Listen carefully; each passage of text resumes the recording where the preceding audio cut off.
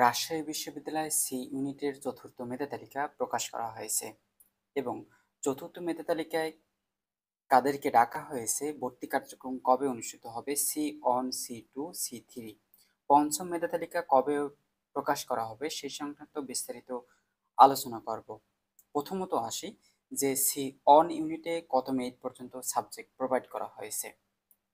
তো সি-1 ইউনিটের প্রথম পিডিএফ এর নিচে যাবে, সর্বশেষ নিচে যাবে যেখানে সকল আপডেট দেখতে পারবে যে প্রথম মেধা তালিকায় কতদূর নেওয়া হয়েছিল, দ্বিতীয় মেধা তালিকায়, চতুর্থ মেধা তালিকায় কতদূর পর্যন্ত নেওয়া হয়েছিল, সকল তথ্যই কিন্তু দেখতে পারবে।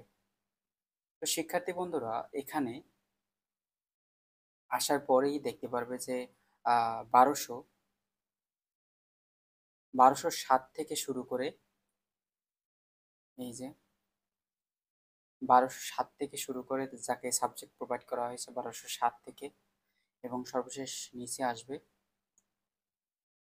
এটা কিন্তু সি অন।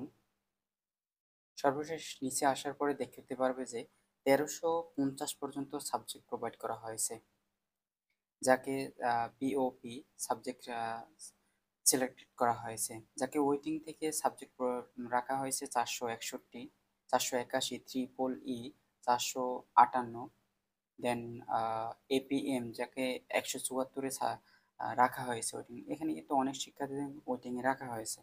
তো সর্বশেষ নিচে আসার পরে দেখতে পারবে যে কত মেরিট পর্যন্ত ওয়েটিংয়ে রাখা হয়েছে, এটাও কিন্তু দেখতে পারবে।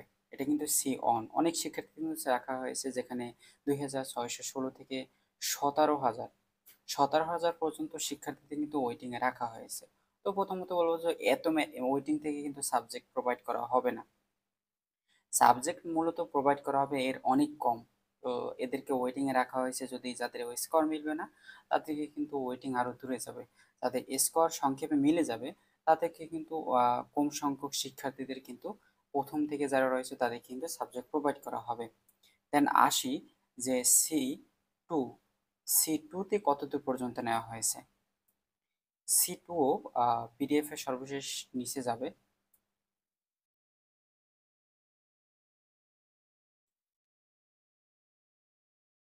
দেখো শিক্ষার্থী বন্ধুরা সি-2তে নেওয়া হয়েছে, দেখো 1120 থেকে শুরু করে, এই যে 1120 থেকে শুরু করে তাকে অনেক কেউ কিন্তু অনেক সাবজেক্ট ওয়েটিংয়ে রাখা হয়েছে। তো নিচে আসবে, সর্বশেষ সাবজেক্ট প্রোভাইড করা হয়েছে 1193 পর্যন্ত সাবজেক্ট তাকে প্রোভাইড করা হয়েছে, পিওপি সাবজেক্ট দেওয়া হয়েছে। তো এখানেও কিন্তু অনেক শিক্ষার্থীদের কিন্তু ওয়েটিংয়ে রাখা হয়েছে, পিডিএফে দেখতে পারবে কার কোন কত মেরিট পর্যন্ত তাকে ওয়েটিংয়ে রাখা হয়েছে সেটা কিন্তু দেখতে পারবে। এখানেও কিন্তু প্রায় 15,000 বা 16,000-এর বেশি শিক্ষার্থীদের ওয়েটিংয়ে রাখা হয়েছে। মোর দেন রয়েছে সি-3, যারা নন বিজনেস, বিজনেস এবং নন সায়েন্স, যারা বিজনেস হিউম্যানিটিজ থেকে যারা পরীক্ষা দিয়েছো তাদের ক্ষেত্রে বলবো যে এখানে সাবজেক্ট প্রোভাইড করা হয়েছে 78 থেকে 81 পর্যন্ত। পিডিএফ এর নিচে আসবে, দেখো এখানে 78 থেকে 81 পর্যন্ত সাবজেক্ট প্রোভাইড করা হয়েছে।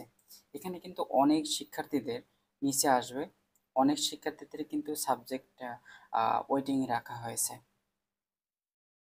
এখানে কিন্তু অনেকেরই দেখবে যে মাঝখান থেকে ভর্তি হয়েছে 163, 167, 172। এখানে নিচে আসবে যে অনেক শিক্ষার্থী কিন্তু অ্যাডমিট হয়েছে বা ভর্তি হয়েছে। তো সবার ক্ষেত্রে যে সিরিয়াল মেনটেন করে কি সাবজেক্ট পাবে এটা না, স্কোর ভিত্তিক কিন্তু সাবজেক্ট প্রোভাইড করা হয়, মেরিট পজিশন অনুযায়ী কিন্তু সাবজেক্ট দেওয়া হয় না। এইচএসসি ভর্তি পরীক্ষার সকল নম্বর বিবেচনা করে কিন্তু একটি সাবজেক্ট, যে কোনো একটি সাবজেক্ট প্রোভাইড করা হয়। দেন আসি যে চতুর্থ মেধা তালিকায় ভর্তি কার্যক্রম কবে অনুষ্ঠিত হবে।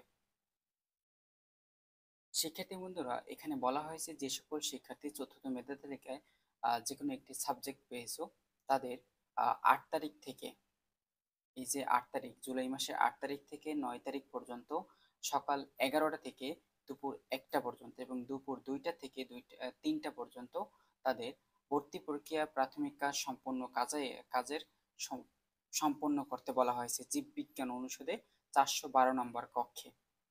অর্থাৎ দুই টাইম, একটা হচ্ছে যে 11টা থেকে 1টা পর্যন্ত, আরেকটি টাইম হচ্ছে 2টা থেকে 3টা পর্যন্ত।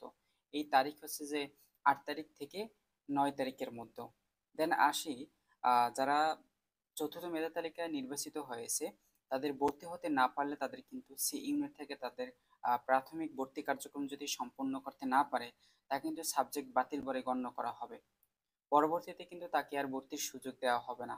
এই যে বলা হয়েছে পরবর্তীতে আর সুযোগ দেওয়া হবে না। শারীরিক শিক্ষা ও ক্রীড়া বিভাগে বর্তমানে আর কোনো শূন্য আসন নেই। ভর্তি চলাকালীন আসন শূন্য হলে তার এজন্য পৃথক নোটিশ দেওয়া হবে।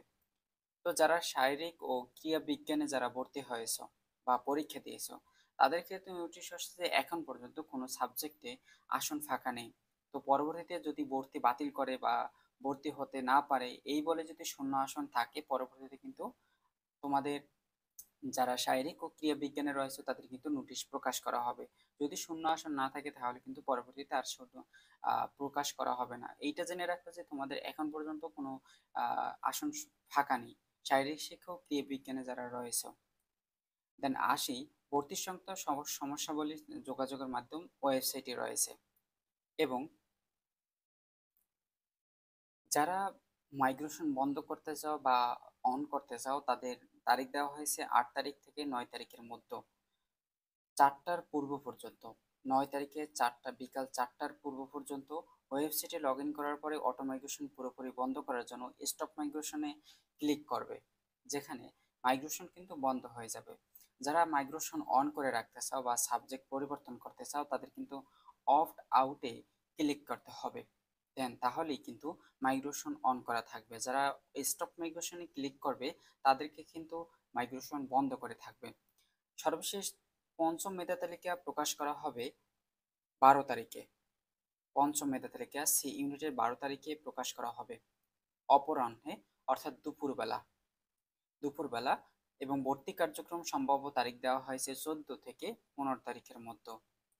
এবার আসি যারা চতুর্থ মেধা তালিকায় যে কোনো একটি সাবজেক্ট পেয়েছো তাদের ভর্তি কার্যক্রমের দিন ভর্তি ফি কত, কি কি প্রোভাইড করতে হবে।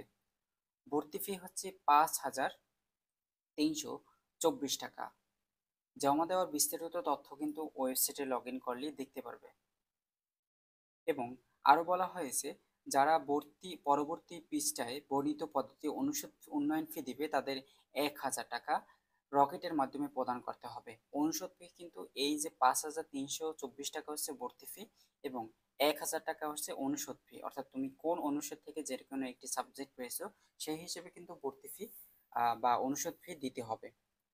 এখন আসি যে অনলাইনে ভর্তি ফর্ম পূরণ করতে হবে, যে যেটাকে বলে SIF, স্টুডেন্ট ইনফরমেশন ফর্ম, যেটি কিন্তু অবশ্যই পূরণ করতে হবে 7 তারিখ, 7/7/2025 অপরাহ্ন থেকে, অর্থাৎ আগামীকালকে দুপুরবেলা থেকে এটি কিন্তু পূরণ করবে যারা চতুর্থ মেধা তালিকায় যে কোনো একটি সাবজেক্ট পেয়েছে। পূরণ কিন্তু ফর্মটি 3 কপি নিতে হবে। অবশ্যই এই ফর্মটি 3 কপি করবে, তাহলে কিন্তু অবশ্যই নিয়ে যেতে হবে। সর্বশেষ আসি যে পূরণকৃত ফর্মটি 3 কপি নিয়ে যেতে হবে। এসএসসি ও এইচএসসির মূল মার্কশিটটি অবশ্যই নিয়ে যেতে হবে। ভর্তি পরীক্ষার প্রবেশপত্রটি নিয়ে যেতে হবে। এইচএসসি পরীক্ষার মূল রেজিস্ট্রেশন কার্ডটি দেখাতে হবে শো করার জন্য। অনুষদ ফি প্রদানের হিসেবে প্রিন্ট আউট ট্রান্সফার আইডি প্রবেশপত্রটি 1টি কপি নিয়ে যেতে হবে। কাগজপত্র সন্দেহজনক হলে উত্তরপত্র তালিকা উপরের তালিকা অনুযায়ী কাগজপত্র জমা দিলে ভর্তি প্রক্রিয়া সর্বশেষ হয়ে যাবে। এখন আসি যে অনুষদ ফি যারা দিয়েছো তাদের কিন্তু এই অনুষদ ফির যে ট্রান্সফার যে একটা আইডি রয়েছে বা স্ক্রিনশট দিয়ে বা যেটি প্রিন্ট করে অবশ্যই নিয়ে যাবে। এই ছিল চতুর্থ মেধা তালিকায় ভর্তি কার্যক্রম কত মিনিট পর্যন্ত নেওয়া হয়েছে। পঞ্চম মেধা তালিকা কবে প্রকাশ করা হবে সেই সংক্রান্ত বিস্তারিত যারা জানতে চাও যে পঞ্চম মেধা তালিকায় কত মিনিট পর্যন্ত যাবে ওয়েটিং থেকে, জানতে হলে চ্যানেলটি সাবস্ক্রাইব করে রাখবে।